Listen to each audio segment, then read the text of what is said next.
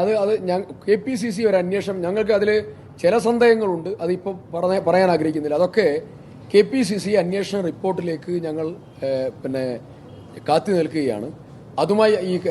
അതുമായി ബന്ധപ്പെട്ടുകൊണ്ട് റിപ്പോർട്ട് വരുന്നത് വരെ ഞങ്ങൾ വെയിറ്റ് ചെയ്യുകയാണ്. അതിൽ ഒരു കാര്യം പറയാനുള്ളത്, ഇടതുപക്ഷം CPM ഭരിക്കുമ്പോൾ പോലീസ് അവരുടെ കയ്യിലാണ് വിജിലൻസ് ഉള്ളത്.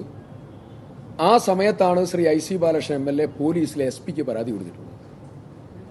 അത് അദ്ദേഹത്തിന്റെ ധാർമ്മിക ശേഷിയാണ് ആ പരാതിയുടെ അടിസ്ഥാനം.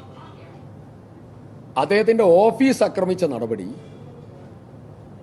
ഒരു കാരണവശാലും ശരിയല്ല. അത് MLAയുടെ ഓഫീസ്, അത് IC ബാലകൃഷ്ണന്റെ വ്യക്തിപരമായിട്ടുള്ള സ്ഥാപനമല്ല.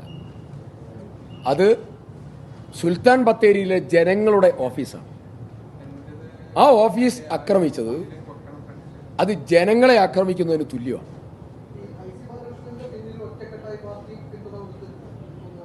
ഞങ്ങൾ നേരത്തെ പറഞ്ഞല്ലോ, പോലീസ് അന്വേഷണ റിപ്പോർട്ട് വന്നില്ല, വിജിലൻസ് അന്വേഷണ റിപ്പോർട്ട് വന്നിട്ടില്ല. പിന്നെ ഇതിൻ്റെ ഒക്കെ നിഗമനം എടുത്ത് ഓഫീസ് ആക്രമിക്കാൻ, ഒറ്റപ്പെടുത്താൻ അങ്ങനെ ഒരാളെ നിയമവ്യവസ്ഥ ഉണ്ടോ? അങ്ങനെ ഒരു സിസ്റ്റം ഉണ്ടോ? ഇല്ലല്ലോ.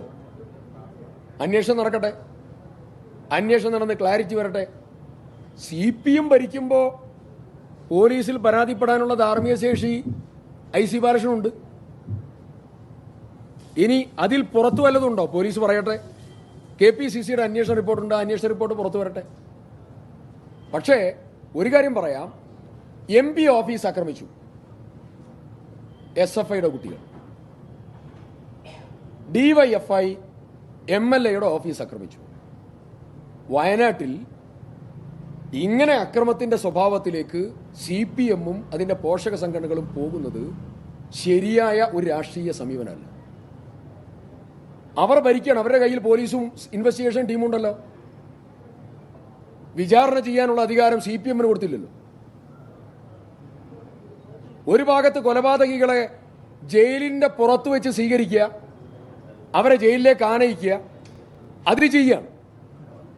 ഇവിടെ ഒരു കുറ്റവാളിയാണെന്ന് പ്രതീതി ഉണ്ടാക്കുക ഒരു കോടതിയും ഒരു സംവിധാനവും പറഞ്ഞിട്ടില്ല. അതിൽ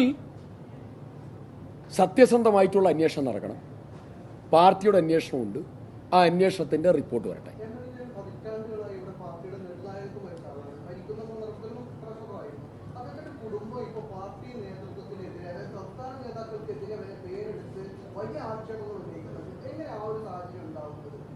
അല്ലേ, ആ സാഹചര്യമൊക്കെ കോൺഗ്രസ് അന്വേഷണ റിപ്പോർട്ട് വരുമ്പോൾ അതിൽ കുറെ കൂടെ ഞങ്ങൾക്കറിയാത്തതായ കാര്യങ്ങൾ കൂടെ വ്യക്തമാകും. അവരെല്ലാ തരത്തിലുള്ളതായിരിക്കുന്ന അന്വേഷണമാണ് ഈ കാര്യത്തിൽ ഉണ്ടാവുക. തിരുവഞ്ചൂർ രാധാകൃഷ്ണൻ പോലെയുള്ള പ്രധാനപ്പെട്ട സീനിയർ നേതാക്കന്മാർ, സണ്ണി ജോസഫ് ഉൾപ്പെടെയുള്ള അതിപ്രധാനികളായിട്ടുള്ള ആളുകളെല്ലാവരും ചേർന്നുള്ള ഇൻവെസ്റ്റിഗേഷനാണ്. ആ ഇൻവെസ്റ്റിഗേഷൻ്റെ റിപ്പോർട്ട് വരട്ടെ. ആ റിപ്പോർട്ടിനെ തുടർന്ന് നമുക്ക് ആ കാര്യങ്ങളൊക്കെ സംസാരിക്കാം. ഇപ്പോൾ ഒരാളെയും വേദനിപ്പിക്കാൻ ഈ സമയത്തില്ല. മരണത്തിൻ്റെ വേദന കുടുംബത്തിനുണ്ടാകും, പാർട്ടിയായിട്ടുള്ള ഞങ്ങൾക്കുണ്ട്. അതുകൊണ്ട് എല്ലാവരുടെയും വേദനയെ ഉത്തരവാദിത്തത്തോടുകൂടി മനസ്സിലാക്കേണ്ട ബാധ്യതയുണ്ട്. അതുകൊണ്ട് മറ്റു കാര്യങ്ങളൊന്നും ഇപ്പം പറയുന്നത് ശരിയല്ല, ഉചിതമല്ല.